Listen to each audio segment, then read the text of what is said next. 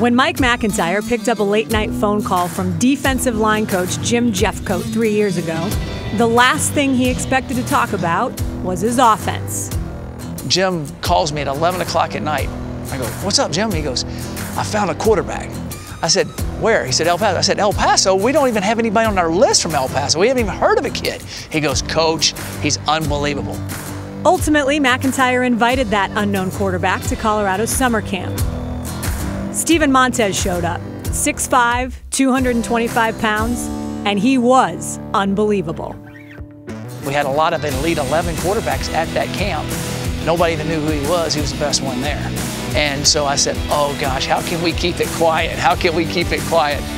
But he stuck with us the whole way, and kind of the rest is history, I hope. His first 2 years in Boulder, Montez was the understudy to one of the best quarterbacks in program history, number 13, Sefo Liufau.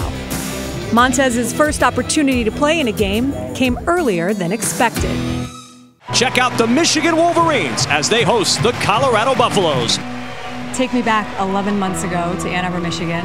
Not exactly the ideal situation in terms of environment. Yeah. What do you remember about that moment? 3rd down and 7. Pressure coming away. Liufau in trouble and he's sacked. All of a sudden, everybody starts scrambling on the sidelines. Sefo's down, start warming up. So I'm sitting there like, oh man, okay. And Liufau hobbles to the sideline. I get on the field and just kind of hearing everybody in the stands. It's really hard to hear yourself even think, really. It just gets really loud in there, and then obviously didn't have a great game. Steven Montez in at quarterback for the first time, and Montez will keep and go nowhere, maybe a yard. The situation's a little too big right now for Montez. I tried to forget that experience for Steven and for us at that moment. He kind of was in shock, realizing, because I tell him all the time, you got to be ready, you got to be ready. And he thought he was ready, but he really wasn't. And I think that prepared him for the next week at Oregon. Montez runs, and Montez spins, and it's a touchdown, Colorado. Montez going to the end zone for Bobo, and a real good catch by Bobo.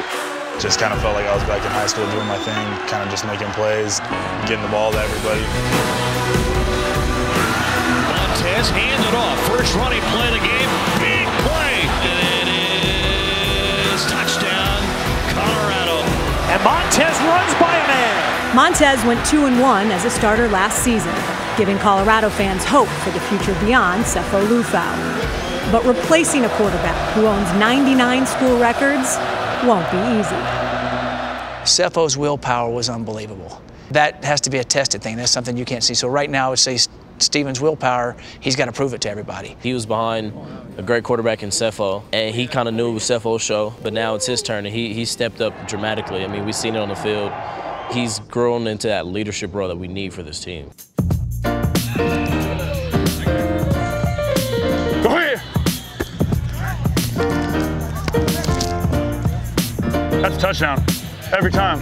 And on the field, he's a playful guy. Oh! Take it! Take it! Are you happy? 1 point lead. I just wanted to make you happy, and then I'll break your soul. Hey, that first one was on me. I didn't know he didn't want me to hitch. I hitched on the first one. I just treat football exactly how it is. I mean, it's a game. I like to have fun with the game. I kind of like to keep things light. I know that people like to go in and take it super serious and treat it like it's a job. I really don't like to do it like that. It's always fun, but there's never really a lack of focus for me. Just get open and get to the back line of the end zone, and I'll find you. When it's come time to make a throw or make the right read, I'm locked in. That's what I'm talking about.